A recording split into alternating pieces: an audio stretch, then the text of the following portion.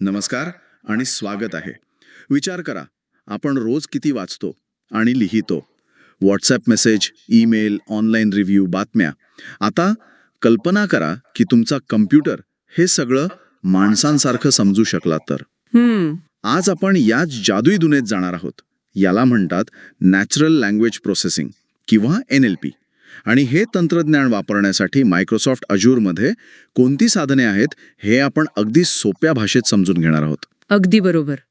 आजची आपली ही चर्चा मायक्रोसॉफ्ट लर्नच्या एका मॉड्यूलवर आधारित आहे, ज्यात अझूर AI लँग्वेज आणि अझूर AI ट्रान्सलेटर या सेवांची ओळख करून दिली आहे. अच्छा, आपला उद्देश हा आहे की ज्यांना याबद्दल काहीही माहिती नाही त्यांनाही हे सहज समजावं.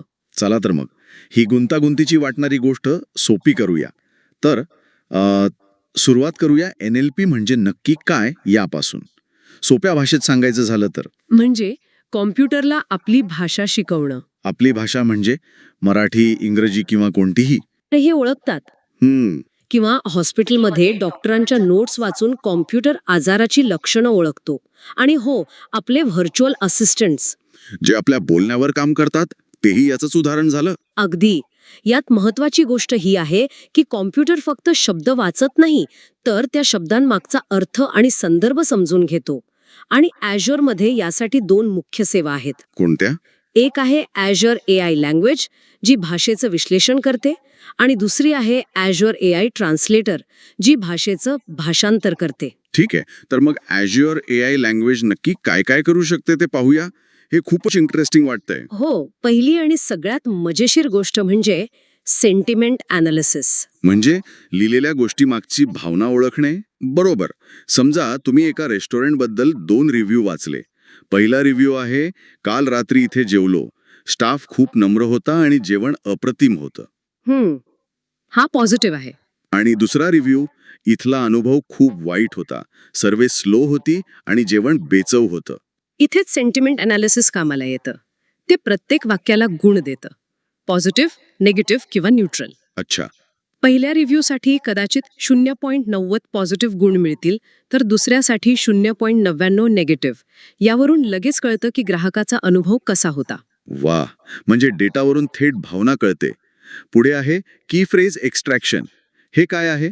म्हणजे मोठ्या मजकुरातून महत्वाचे शब्द किंवा शब्दसमूह बाहेर काढणे. उदाहरणार्थ, समजा एका लांबसक रिव्ह्यूमध्ये वाढदिवसाची पार्टी, उत्तम अनुभव, चविष्ट जेवण आणि चांगली सेवा असे शब्द आले. तर हे फीचर फक्त हे महत्वाचे मुद्दे उचलून दाखवतं. अगदी. म्हणजे पूर्ण रिव्ह्यू वाचायची गरज नाही, तुम्हाला सारांश मिळतो. हे तर खूप उपयोगी आहे. आता एक थोडं तांत्रिक पण खूप महत्वाचं वाक्य आहे, नेम्ड एंटिटी रेकग्निशन. NER. हे काय करतं? हे वाक्यातील व्यक्तींची नावं, ठिकाणं, संस्था, तारखा, चलन असं सगळं ओळखून त्यांना वेगळं काढतं. म्हणजे त्यांना लेबल लावतं. अच्छा. उदाहरणार्थ, मी गेल्या आठवड्यात सिॲटलमधील रेस्टॉरंटमध्ये जेवलो. ह्या वाक्यात AI सिॲटलला ठिकाण म्हणून ओळखेल. आणि गेल्या आठवड्यात? त्याला वेळेचा संदर्भ म्हणून ओळखेल. इतकंच नाही, तर ते एंटिटी लिंकिंग नावाच्या गोष्टीद्वारे सिॲटल या शब्दाला विकिपीडियाच्या सिॲटल शहराच्या पेजशी जोडेल. म्हणजे कोणताही गोंधळ होणार नाही. बरोबर. आणि हो, लँग्वेज डिटेक्शन पण आहे, म्हणजे भाषा ओळखणे. समजा तुम्हाला वेगवेगळ्या भाषांमध्ये रिव्ह्यू आले. एक इंग्रजीत, अ फॅन्टॅस्टिक प्लेस फॉर लंच. एक स्पॅनिशमध्ये, कोमिदा मारावियोसा y gran servicio. आणि एक इंग्रजी फ्रेंच मिक्स, द क्रोकमसियर अवेक फ्री वॉज टेरिफिक. हो, असं काहीतरी. तर ही सेवा प्रत्येक रिव्ह्यूची भाषा ओळखते.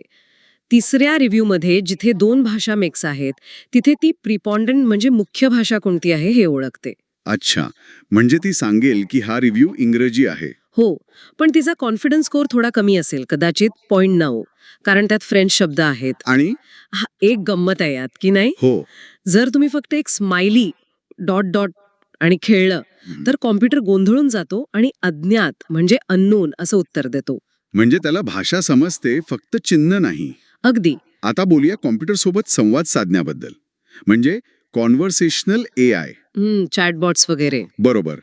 यातलं पहिलं फीचर आहे क्वेश्चन आन्सरिंग. हे म्हणजे वेबसाईटवरच्या चॅटबॉटच्या मागचा मेंदू असं समजू का? हो, अगदी. तुम्ही त्याला तुमच्या कंपनीची सगळी माहिती म्हणजे FAQ वगैरे देता आणि मग तो ग्राहकांच्या प्रश्नांची माणसांसारखी उत्तरं देतो. अच्छा, म्हणजे तो दिलेल्या माहितीतून उत्तर शोधतो. हो.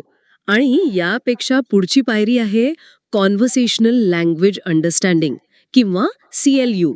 यात काय वेगळं आहे? इथे फक्त प्रश्नांची उत्तरे दिली जात नाहीत, तर बोलण्यामागचा हेतू किंवा इरादा ओळखला जातो. जसं की तुम्ही म्हणालात, लाईट बंद कर. तर CLU हे ओळखतं की इथे काहीतरी बंद करण्याचा हेतू आहे आणि लाईट ही एक वस्तू आहे ज्यावर क्रिया करायची आहे. म्हणजे आपले व्हॉइस असिस्टंट याच तंत्रज्ञानावर चालतात. अगदी बरोबर. आता वळूया दुसऱ्या महत्वाच्या सेवेकडे, Azure AI ट्रान्सलेटर. जुन्या काळात भाषांतर कसं व्हायचं आठवतंय? हो, शब्दाला शब्द जोडून. आणि त्याने अनेकदा अर्थाचा अनर्थ व्हायचा. अगदी. इथेच फरक पडतो. आजचं तंत्रज्ञान, ज्याला न्यूरल मशीन ट्रान्सलेशन म्हणजे NMT म्हणतात, ते फक्त शब्दांचा अनुवाद करत नाही. तर ते पूर्ण वाक्याचा संदर्भ, व्याकरण आणि भावना समजून घेऊन भाषांतर करतं. त्यामुळे ते जास्त अचूक आणि नैसर्गिक वाटतं. हे तर खूपच भारी आहे. आणि किती भाषांमध्ये भाषांतर करू शकते हे?